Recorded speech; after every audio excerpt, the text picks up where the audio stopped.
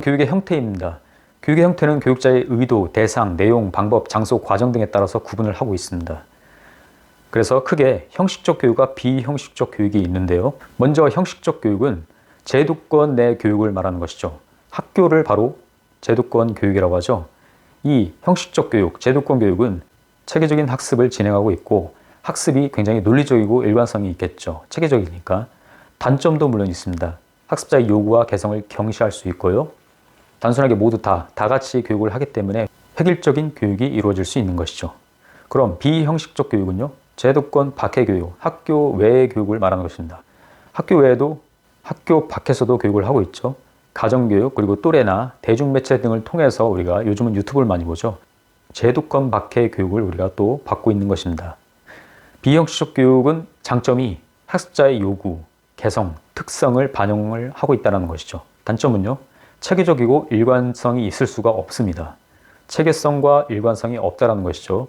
그리고 바람직하지 않은 내용까지 포함할 수 있다는 것입니다. 평생교육은 이 형식적 교육과 비형식적 교육, 모든 교육을 다 통칭해서 말하는 것이고요. 평생교육이라는 것은 전생에 태어나면서부터 무덤까지 이루어지는 그러한 교육을 평생교육이라고 하고요. 수직적, 태어나면서부터 무덤, 그리고 수평적, 가정, 학교, 사회 등을 통합하는 교육을 모두 총칭하는 게 바로 평생교육입니다. 헌법 제31조 교육 조항을 보면요. 첫째, 모든 국민은 능력에 따라서 균등한 교육을 받을 권리를 가진다. 두 번째, 모든 국민은 그 보호하는 자녀에게 초등교육과 법률이 정하는 교육을 받게 할 의무를 진다. 세 번째, 의무교육은 무상으로 한다. 네 번째, 교육의 자주성, 전문성, 정치적 중립 및 대학의 자율성은 법률이 정하는 바에 의해 보장된다. 다섯 번째, 국가는 평생교육을 진행해야 한다. 여기서 딱 나왔죠. 평생교육 조항이 있습니다. 헌법 제31조 교육조항에 평생교육 명시가 되어 있는 것이죠. 여섯 번째, 학교교육 및 평생교육을 포함한 교육제도와 그 문명, 교육재정 및 교원의 지위에 관한 기본적인 사항은 법률로 정한다. 이렇게 딱 나와 있습니다. 그럼 평생교육의 이념에 대해서 보겠습니다. 먼저 일반적인 이념이 있는데요. 학교 교육을 포함한 모든 형태의 교육에 정통성을 부여한다는 전체성이 있고, 시간은 태어나면서부터 죽을 때까지, 공간은 가정학교, 사회교육, 수직, 수평, 이 모든 교육을 통합한다는 거. 그리고 또 하나, 교육 장소나 시간, 내용, 방법 등을 다양하게 해서 어떤 환경과 처지의 학습자라도 교육을 받을 수 있다는 그런 융통성이 있어야 된다. 융통성을 이야기하고 있습니다. 또 하나, 민주성. 학습자가 원하는 종류와 양의 교육을 얼마든지 받을 수 있다. 상당히 민주적이죠. 이렇게 일반적인 이념 4가지가 있고, 평생교육법에 명시된 이념이 있습니다. 평생교육법 제4조에 나와 있는데요. 4가지입니다.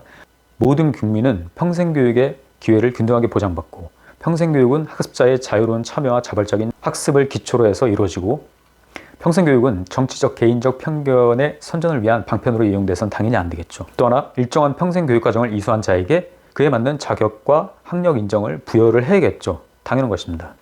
2001년 초등 기출문제를 보면요.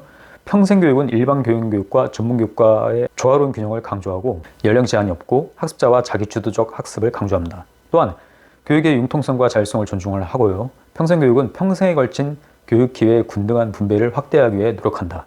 결국 평생교육은 인간의 삶의 질을 나선형으로 향상시키는 것을 목적으로 둔다. 이렇게 나와 있습니다. 또 하나 보면요. 평생교육을 학교교육과 사회교육을 포함하는 포괄적인 개념으로 이해할 때 평생교육의 확립을 위한 기본 방향은 다음과 같다. 학교, 사회, 가정이 연계되도록 해야겠죠. 그리고 평생교육은 학교교육과 사회교육이 분리되는 체제인 복선제와는 다르다. 학교교육하고 사회교육하고 분리되는 이런 체제가 복선제라고 하는데, 분리되면 안 되겠죠, 당연히. 따라서 사회교육도 그 질적인 수준에 따라서 학교교육과 동일한 자격이 인정돼야 되겠고, 직업교육과 훈련과정은 학점제와 같은 단위제로 해야 된다. 예, 복선제가 아니고 단선제, 단위제로 해야 된다는 것이죠. 자, 다음 문제입니다. 다음은 랭그란드의 평생교육에 관한 견해입니다. 사회 전체가 교육의 기회를 제공을 해야 되겠죠. 그리고 계획적이고 의도적인 학습뿐만 아니라 우발적인 학습도 중요시해야 되고, 교사에게 의존하기보다는 학생의 주도성을 중시해야 되고, 문화의 전달보다는 끊임없는 자기 발전을 중시한다. 지금 제가 이 말씀드린 기출문제들은 제가 기출문제 객관식, 예전 기출문제 객관식을 제가 이렇게 풀어서 이야기를 하는 것입니다. 그럼 학점은행제, 학습계좌제 이야기가 나왔었는데 평생교육을 통해서 어떠한 학습을 하게 되면 그것에 대한 자격 인정을 부여를 해야 한다고 했죠. 그게 어떻게 이루어질까요? 학점은행제, 학습계좌제를 통해서 자격 인정을 부여한다는 것입니다. 여기서 말하는 학습은행제, 학습계좌제는 학교와 학교 밖에서 이루어지는 다양한 학습 경험이 인정해야겠죠. 그래서 한국교육개발원에 등록을 한다. 이 학점이 누적되어서 일정한 기준을 충족하면 학위도 취득 가능하고요.